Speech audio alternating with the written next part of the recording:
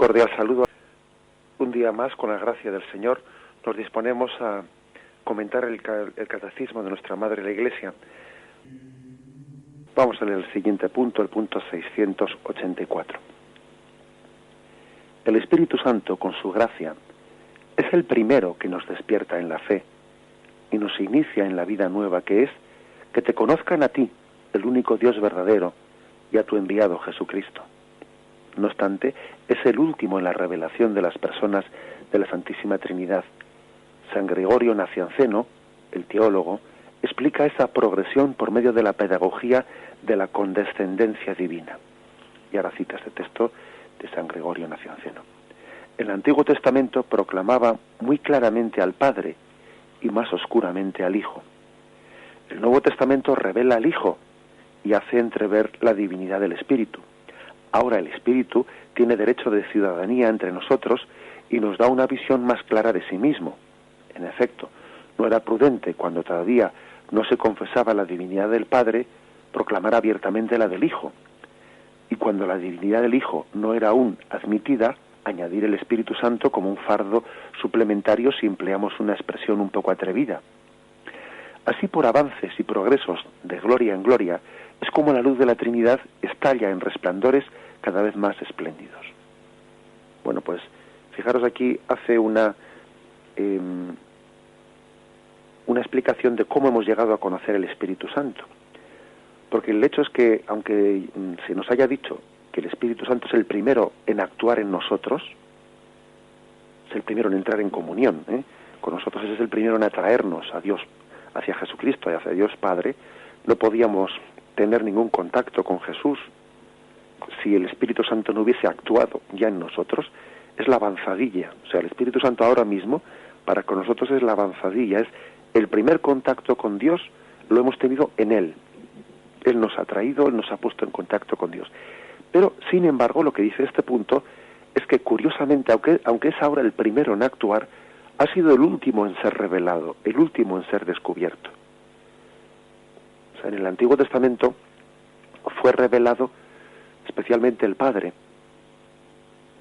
y ya comenzaba, ¿no?, al final del Antiguo Testamento a revelarse el Hijo en la medida en que se hacía una profecía de la llegada del Mesías, pero claro, no estaba claro que ese Mesías fuese a ser el Hijo de Dios, aunque ya se entreveían algunas profecías. Llega Jesucristo y en él se revela, en esa segunda etapa, en la etapa inaugurada por el nacimiento de Jesús, se revela especialmente el Hijo consustancial con el Padre. El Verbo se hizo carne y habitó entre nosotros. Y ya Jesús comienza a anunciar, se entrevé ya la revelación del Espíritu Santo, porque Jesús dice: conviene que yo me vaya para que venga a vosotros el Espíritu. Y a partir de Pentecostés es la tercera etapa. La tercera etapa se revela especialmente el Espíritu Santo. Pues por tanto, ¿no?, en la revelación de Dios ha habido unas etapas progresivas, pedagógicas de Dios.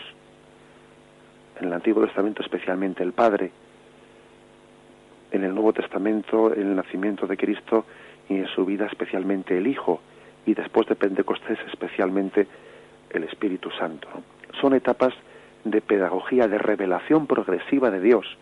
Dice el texto del Catecismo que hemos leído, por medio de la pedagogía de la condescendencia divina. Dios condesciende, es decir, se adapta a nosotros.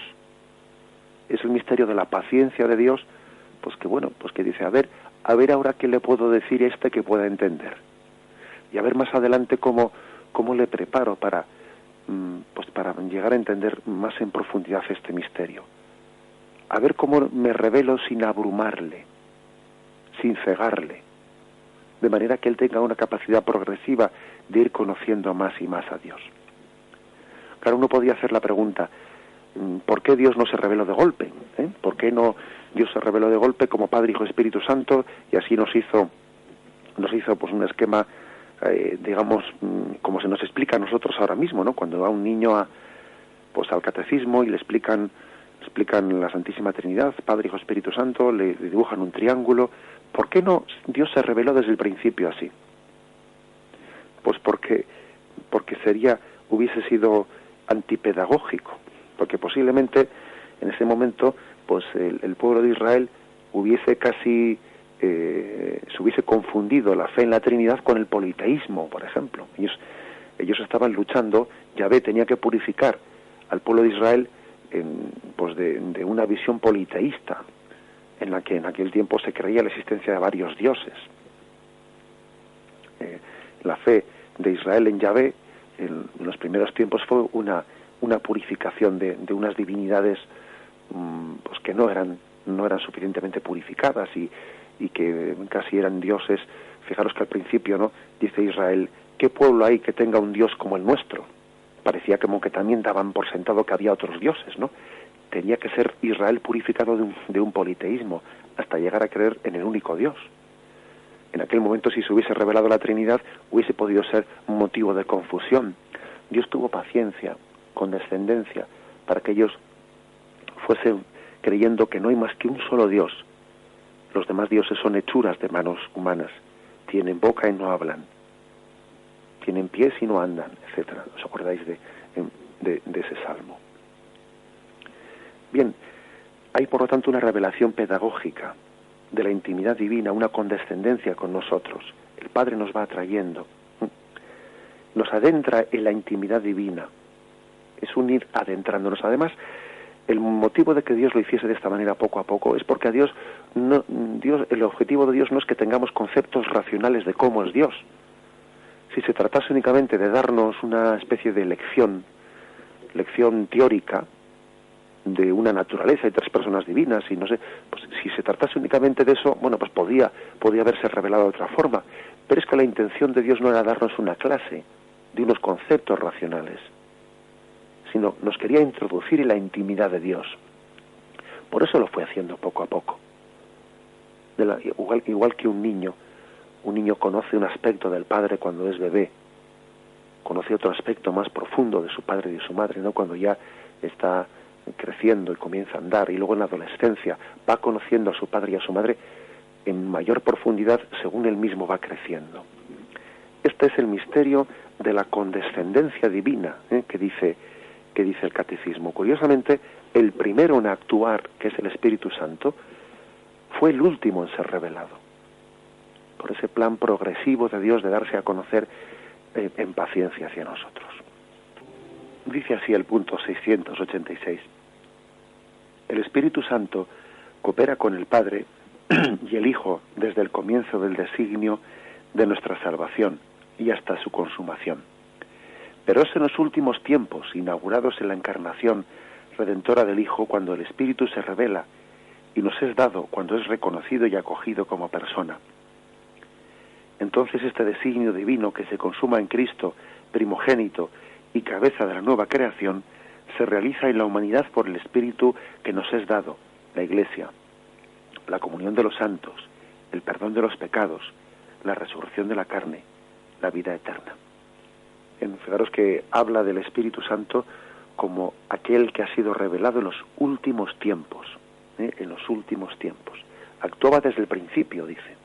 Desde el principio, por supuesto, el Espíritu Santo actuaba en unión junto con el Padre y el Hijo, y no puede ser de otra forma, porque todas las actuaciones que hace la Santísima Trinidad son actuaciones en conjunto, ¿no? Aunque cada persona lo hace según su singularidad, pero actúan de una manera conjunta en la creación del mundo, etcétera. En la creación del mundo, el Padre, el Hijo y el Espíritu Santo actuaban conjuntamente. Pero aunque el Espíritu Santo actuaba desde el principio, se ha revelado en estos últimos tiempos que dice. Se revela, es decir, se reconoce, es acogido como persona, lo cual es muy importante, porque una cosa es que el Espíritu Santo esté siempre actuando en nosotros, pero qué hermoso es, pues de hecho, que sea acogido como persona divina, como persona actuando en nosotros. La comunión con esa es mucho más plena, O sea, no es lo mismo que estemos recibiendo el influjo de alguien, que pasemos a saber conscientemente que ese influjo que estamos recibiendo es de una persona que nos ama, que nos quiere. La comunión que podemos tener es mucho más íntima, porque claro, sí, a nivel práctico, aunque no lo sepamos, siempre ha estado actuando, pero es una gozada muy grande, pues no solo que Él esté actuando, sino que lo sepamos, que le reconozcamos, que lo acojamos, que se lo agradezcamos, ¿no? Eso es lo que este punto quiere insistir, ¿no? Ahora podemos llegar a tener con Él, en estos últimos tiempos, pues una intimidad personal, porque ya se nos ha desvelado quién es. El designio de Dios en Cristo ha sido consumado en Cristo, pero ha sido realizado por el Espíritu Santo. Podríamos decir, ¿no? Y casi yo me quedaría satisfecho con esta afirmación, que Pentecostés, que la venida del Espíritu Santo, la economía divina en el Espíritu Santo, ¿no? Pentecostés es la fiesta de la fecundidad del sacrificio de Cristo. En el Espíritu Santo celebramos la fecundidad del sacrificio redentor de Cristo, de su muerte y resurrección. Cristo nos obtuvo la salvación y el Espíritu Santo la hace fecunda en nosotros, la fecunda. Esa es una afirmación, ¿no? Y la segunda afirmación, pues, es esa, ¿no? De que ahora tenemos, pues, la posibilidad de entrar en comunión personal, de acoger al Espíritu Santo como persona. Él hace fecunda en nosotros la redención de Cristo y además de eso podemos tener una relación personal con Él, íntima con Él. Y en tercer lugar, ¿no? Este punto del catecismo nos abre el camino a algo que mañana en la continuación de estos puntos todavía insistiremos más en ello. Dice aquí: se realiza en la humanidad por el Espíritu Santo que nos es dado la Iglesia, la comunión de los santos, el perdón de los pecados, la resurrección de la carne y la vida eterna. Todos estos aspectos forman parte de esa economía de salvación de Dios. La Iglesia, la comunión de los santos, el perdón de los pecados. Esa es la economía de salvación en la que el Espíritu Santo hace fecundo el sacrificio de Cristo. Cuando una persona, por ejemplo, va a recibir el perdón de los pecados, pensemos que cuando nos arrodillamos y recibimos el sacramento de la confesión, el Espíritu Santo hace fecundo en nosotros lo que fue la redención obtenida por Cristo en el Calvario. Esa es una aplicación concreta. Está haciendo fecundo en mí lo que Jesucristo obtuvo en su redención en el Monte Calvario. Esta es la aplicación concreta, la explicación con la que el catecismo nos ha querido iluminar. Alabado sea Jesucristo.